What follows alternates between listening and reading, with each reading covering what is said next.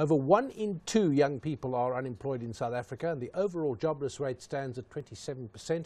National Treasury's growth forecast for 2017 is 1.3%, and the Minister of Finance not optimistic about that. Well, what can be done to grow people, businesses, and the African continent? We have Adam Craker, CEO of IQbusiness, and Craig Wing, partner at Future World. Adam, you're here in town for a conference, so that's perhaps something to tell us about. But what are you taking this? We have a lot of interviews in the studio about jobs and what can we do about them. So what are you telling us that's different here? Well, David, nobody could be happy with those growth numbers you were talking about. So over the last 3 years, we've been holding an annual conference to look at a number of areas of focus that can change that trajectory and improve the growth performance in the South African economy and tackle the issues that we have in poverty, unemployment and inequality. But the real emphasis is on what business needs to do rather than looking at what government is not doing. What are we going to do to really take the agenda forward and drive growth in South Africa?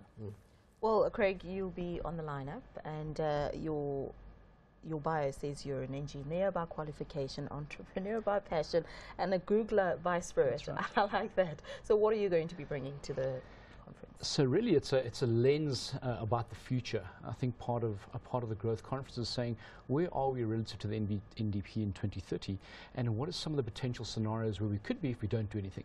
So what's a potential storyline, a potential narrative if we don't do anything, as in what are we doing right now? And the other is, what do we do if we have got more of a growth mindset with business, with government, and what potentially can we do in that scenario? And a lot of it is predicated around using technology, a lot is around inclusiveness, and a lot of it is about changing the way we have education. Doesn't technology mean fewer jobs? It means a change in the structure of jobs and the underlying environment. It's vitally important, I think, that in South Africa in particular, that we take advantage of the digital economy and the fourth industrial revolution, and that we embrace technology to a much greater extent. So we'll touch on that, and we'll explore the impact that is having, both positive and negative, on society in general. We always talk about entrepreneurship as well on the show, and how it can be further harnessed in South Africa as the cornerstone of the South African economy. Do you think that the environment is okay? Are policies in place in order to foster this in entrepreneurship? Well, it's an interesting point. One of the things that I will mention is the role of policy. I think from a new business creation point of view, I think it is difficult. There's no doubt about it. Whether it's starting business, whether it's access to finance, I think there's a difficulty. And without a doubt, entrepreneurship is one of the ways that we can grow. The other is how do we have policies for the fourth industrial revolution? The truth is we're not going to get to that magic 6 or 7% number to double our economy in 10 years if we just do the same stuff that we've always done. And so a big part about this is, what's the policies that we need to do to create those jobs in the vacuum of technology, that which may destroy some jobs, but will likely create more jobs. But again, you come back to policy. And you said what business could do, never mind what government isn't doing. But in the end, if the environment is not conducive, business won't react. Business is like a river. It finds the way for investment, and if it's blocked, it doesn't go there. Well, there's no doubt, David, at this point we're at an all-time low in terms of confidence, and many will talk about the investment strike that we're under. There's no doubt that there is cash available to invest. We need to have the right conditions for that investment. But our business, I think, over recent times has begun to find its voice through initiatives such as the BLSA Business Believes campaign that was launched several weeks ago, through the CEO initiative, through the SA SME Fund, which has been launched. And all of these initiatives, I think, are really finding momentum and building a commitment from business to really change the course of capitalism, and to get into a much more focused, inclusive growth phase. Beyond the December ANC elective, we've really got to be building that momentum now for a very different trajectory from a growth perspective.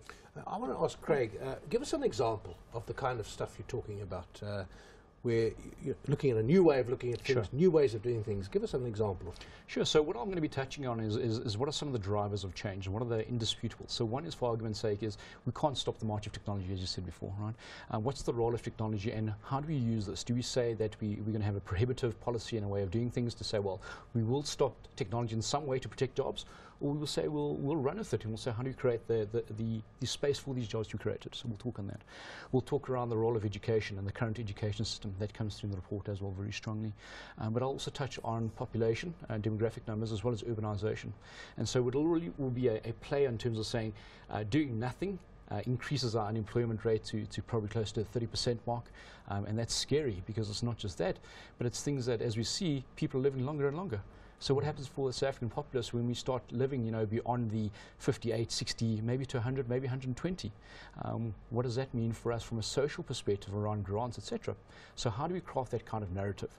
And out of that really is my ambition is coming out of the session is how do I leave the audience with asking more questions so they can go for action versus me leaving answers. And I think that's the key. It's what are some of the key questions that we have to ask together to get to the NDP of 2030 and maybe before that and beyond that. So Craig, Adam, Craig is one of the speakers at the event. Who else can we expect? So we've got a spectacular lineup of speakers, including Pravin Gordhan, to talk about, from a government perspective, the definition of inclusive or financial inclusivity. Professor Jonathan Jansen on the education agenda. We're very excited to have him back from Stanford now, and his perspective. Professor Lorenzo Fiamonti on the well-being economy and really some of the new metrics and ways to look at inclusive growth, not just driving GDP growth in our economy, but looking at social improvement and structures. Gigi Alcock on carsonomics and looking at the informal economy and how we bring the informal economy into a much more structured formal society. And many panelists that will be joining us on the day to provide perspectives and to really contribute to the discussion that is taking place and the ideas that will be generated out of the event. How do you try and make sure that it doesn't stop at the end of the conference? That what comes out, I mean, the problem is people forget, they go away, they say, oh, that was very interesting. They go back to their lives. How do you hook them in so that things are done differently? So David, as I mentioned, over the last 3 years, we started with a research agenda that really was trying to surface some of the issues and get general agreement to action. In its third year, we've really become much more deliberate and specific about the actions that will be taken. And indeed, at IQbusiness, we're offering the actions that we are taking as an example, as a medium-sized enterprise, a South African organization that is headquartered here, on what we are going to be doing to drive inclusive growth in our society. It's not just about pointing fingers again, it's about taking action on a step-by-step basis. And the growth agenda is something that is not going to end in 5, 10, 15 years' time on the continent. This is a 50-year cycle for the African continent. And we think this is a vitally important discussion that we need to be having, but the discussion must lead to definitive actions and steps.